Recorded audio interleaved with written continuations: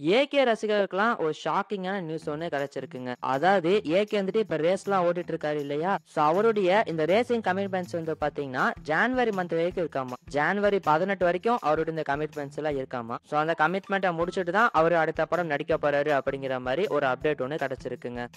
அதேதான் ஏகே 64 வந்து பாத்தீங்கன்னா ஜான்வரிக்கு அப்புறம் தான் ஸ்டார்ட் ஆக போதாமா. மேபி பிப்ரவரி ஆர் மார்ச்சுக்குள்ள ஏகே 64 படத்துக்கான ஷூட்டிங்கா ஸ்டார்ட் பண்ணுவாங்க அப்படிங்கிற மாதிரி சொல்லப்படுதுங்க. இந்த படத்துக்கான அனௌன்ஸ்மெண்ட் இப்போ வந்துரும், அப்போ வந்துரும், தீபாவளிக்கு வந்துரும் அப்படிங்கிற மாதிரி நியூஸ்லாம் வந்தது. நம்ம கூட சொல்லியிருந்தோம். அண்ட் படத்துக்கான ஷூட்டிங் வந்து அடுத்த மாசம் ஸ்டார்ட் பண்ணிடுவாங்க அப்படிங்கிற மாதிரி நியூஸ்லாம் வந்தது. ஆனா இப்ப பார்த்தேன்னா இந்த ப்ராஜெக்ட் இன்னும் தள்ளி போய் அடுத்த வருஷம் பிப்ரவரி மார்ச்ல தான் ஸ்டார்ட் பண்ணுவாங்க அப்படிங்கிற மாதிரி சொல்லப்படுதுங்க. ஆனா நம்ம ஏகே ரசிகர்கள்லாம் ரொம்ப ரொம்ப பாவங்க. வருஷம் இதோட படத்துக்கான அப்டேட் தேடியே ஒரு வழி ஆயிடுறாங்க. உண்மையிலேயே ஏகே ரசிகர்களாவும் எஸ்டிஆர் ரசிகர்களாவும் இருக்கிறது ரொம்ப ரொம்ப கஷ்டம் தாங்க. சோ இப்போதைக்கு ஏகே 64 ப்ராஜெக்ட் வந்து பாத்தீங்கன்னா இப்போதைக்கு ஸ்டார்ட் பண்ண போறது கிடையாது. அடுத்த வருஷம் தான் ஸ்டார்ட் பண்ணுவாங்க அப்படிங்கிற மாதிரி ஒரு நியூஸ் ஒண்ணு கிடைச்சிருக்கு. சோ இத பத்தி உங்களோட ஒப்பீனியன் என்ன அப்படிங்கறத கமெண்ட்ல சொல்லுங்க. பாகுபலி படம் இந்த படத்தை மறக்க முடியுமா? சோ பார்ட் 1 பார்ட் 2 எந்த அளவுக்கு ஹிட் ஆச்சு அப்படிங்கறதெல்லாம் நான் சொல்லிதான் உங்களுக்கு தெரியணுங்கிறது இல்ல. சோ இப்ப பாத்தீங்கன்னா இந்த பாகுபலி 3 வந்து எடுக்கிறதுக்கு பிளான் பண்ணிருக்காங்க அப்படிங்கிற மாதிரி சொல்லப்படுதுங்க. ஆக்சுவலா பார்ட் 2 ரிலீஸ் ஆனப்பவே பாத்தீங்கன்னா பார்ட் 3 எடுக்கலாம் அப்படிங்கிற மாதிரி தான் பிளான் பண்ணிருக்காங்க.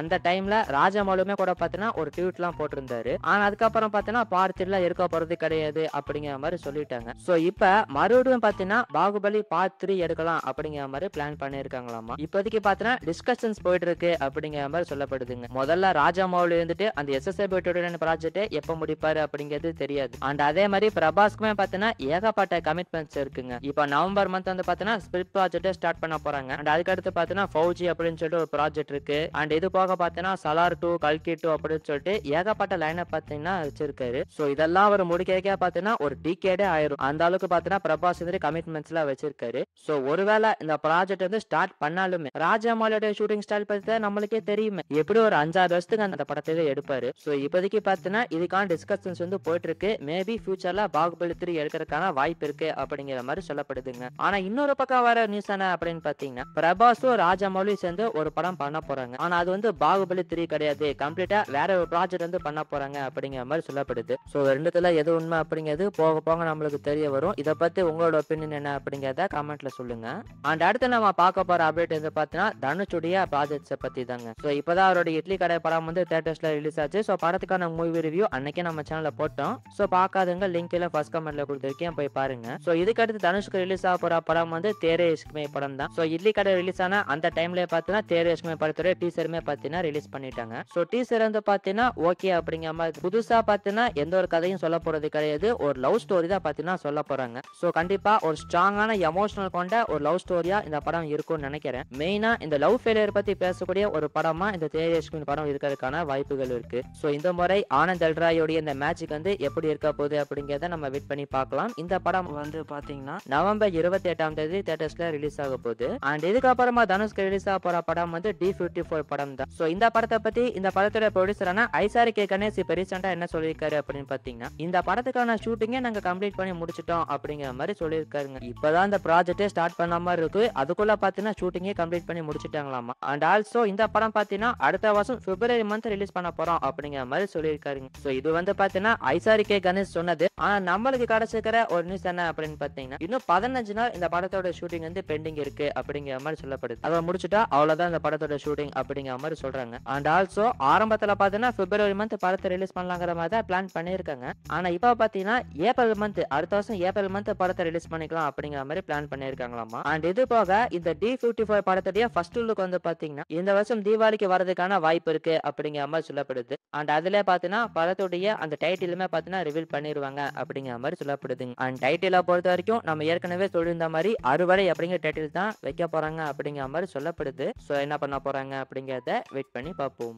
சோ D54 முடிஞ்சு அடுத்து D55 ப்ராஜெக்ட் எடுத்துக்கிட்டோம் அப்படின்னா இந்த படத்துக்கான ஷூட்டிங் வந்து அடுத்த மாசம் நவம்பர் மந்த்ல இருந்து ஸ்டார்ட் பண்ண போறாங்க அப்படிங்கிற மாதிரி ஒரு அப்டேட் ஒன்னு கிடைச்சிருக்கு. சோ நவம்பர் மந்த் இந்த படத்தோட ஷூட்டிங் ஸ்டார்ட் பண்ணி அடுத்த வருஷம் மார்ச் மந்த்துக்குள்ள கம்ப்ளீட் பண்ணி முடிச்சிருவாங்க அப்படிங்கிற மாதிரி சொல்லப்படுதுங்க. அண்ட் இந்த படத்தோட ரிலீஸ் பொறுத்த வரைக்கும் அடுத்த வருஷம் செகண்ட் ஹாஃப்ல ரிலீஸ் ஆயிரும் அப்படிங்கிற மாதிரி சொல்லப்படுது. சோ இந்த ப்ராஜெக்ட பத்தி கூடுதலா கிடைச்சிக்கிற ஒரு தகவல் என்ன அப்படின்னு பாத்தீங்கன்னா இந்த படத்துல ஹீரோயின் ரோல் பிளே பண்றதுக்காக அரஸ் பூஜா ஹெட்டே அவங்க கிட்ட டாக்ஸ் போயிட்டு இருக்கு அப்படிங்கிற மாதிரி சொல்லப்படுது. இன்னும் பாத்தீங்கன்னா அங்க ஃபைனலைஸ் ஆகல. இப்போதைக்கு அவங்கள்ட்ட டாக்ஸ் போயிட்டு இருக்கு அப்படிங்கிற மாதிரி சொல்லப்படுது. சோ இதுக்கான அபிஷியல் அனௌன்ஸ்மெண்ட் வருதா அப்படிங்கறத அப்படிங்கறத வெயிட் பண்ணி பார்க்கலாம். சோ இந்த மாதிரி தனுஷ் வந்து பாத்தீங்கன்னா ஒரு பீக் லைனை போய் வச்சிட்டு இருக்கு. அண்ட் லைனா வந்து பாத்தீங்கன்னா படத்தை நடிச்சு தள்ளிட்டே இருக்காரு. 3 மாசம் 4 மாசத்துக்கு ஒருக்கா தனுஷோட படம் பாத்தீங்கன்னா கம்பல்சரி வந்துருது. சோ இந்த மாதிரி நம்ம தனுஷோட டெடிகேஷன் வந்து பாத்தீங்கன்னா வேற லெவலுங்க. சோ இத பத்தி உங்களோட ஒப்பீனியன் என்ன அப்படிங்கறத கமெண்ட்ல சொல்லுங்க.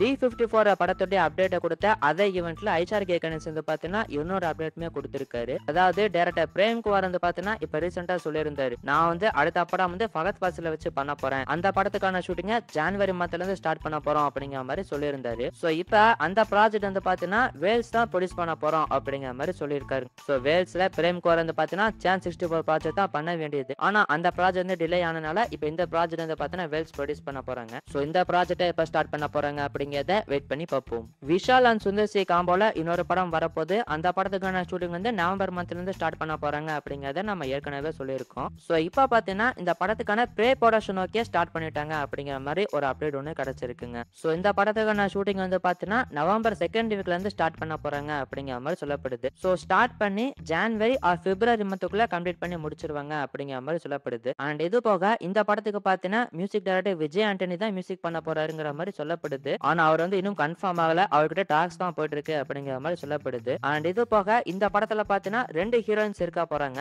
அதுல ஒரு ஹீரோனுக்கான டாக்ஸ் வந்து பாத்தீங்கன்னா கயாடு லோஹர் கிட்ட போயிட்டு இருக்கு. அண்ட் இன்னொரு ஆக்ட்ரஸ் வந்து பாத்தீங்கன்னா யாரு அப்படிங்கிறது தெரியல, ஆனா ஒரு தெலுங்கு ஆக்டர் கிட்ட டாக்ஸ் போயிட்டு இருக்கு அப்படிங்கிற மாதிரி சொல்லப்படுதுங்க. சோ இந்த மாதிரி இந்த ப்ராஜெக்டான வேலைகள்லாம் பாத்தீங்கன்னா ஃபுல் ஸ்விங்ல போயிட்டு இருக்கு. சோ ப்ராஜெக்ட் எப்ப ஸ்டார்ட் பண்ண போறாங்க அப்படிங்கறத வெயிட் பண்ணி பார்ப்போம்.